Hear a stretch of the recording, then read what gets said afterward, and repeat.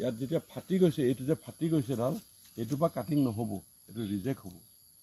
এইখিনি যিখিনি আছে এটা এটা পাত হৈ আছে, এই মুকুলটো নাই ফটা, এইটো কাটিং হ'ব এটা পাতত এইটো। যিবোৰে নাৰ্চাৰী কৰিম বুলি ভাবিছে, কিন্তু ইয়াৰ প্ৰশিক্ষণটো বহুত দৰকাৰ। ভাল এখন নাৰ্চাৰীত কাম কৰি আপুনি শিকি লওক, তাৰপিছত কৰিব। নতুবা নাৰ্চাৰীত সহজে হৈ যায়, কিন্তু সহজে মৰিও যায়। বহুত টকা হানি হৈ যাব যদি সহজে আপোনাৰ কৰিম বুলি ভাবিছে। মাটিটো প্ৰথমতে চইলটো টেষ্ট কৰিব লাগিব। চইল টেষ্ট কৰি পেলাই চাব লাগিব তাৰ pH-টো মিলি আছে নাই। চাহৰ যিখিনি pH লাগে সেইটো কৰিব লাগিব।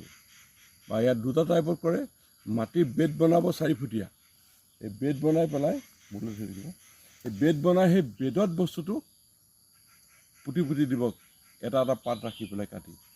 তাৰপিছত যেতিয়া তোমাৰ গাজ অহা আগমুহূৰ্ত হ'ব, যিটো তাৰ শিপা অহা আগমুহূৰ্ততে এইটো বেগলৈ ট্ৰেন্সফাৰ কৰি দিব। পলিথিনত মাটি সোমোৱাই থ'ব, তালৈ ট্ৰেন্সফাৰ কৰি দিব।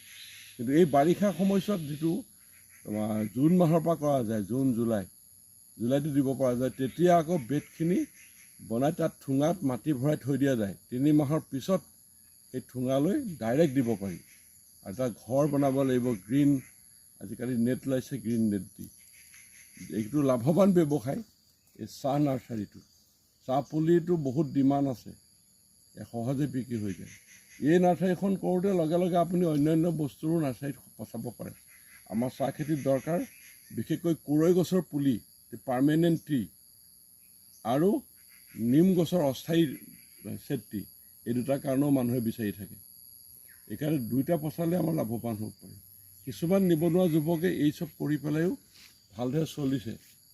যদি কোনোবা ইচ্ছা কৰে কৰিব পাৰিব।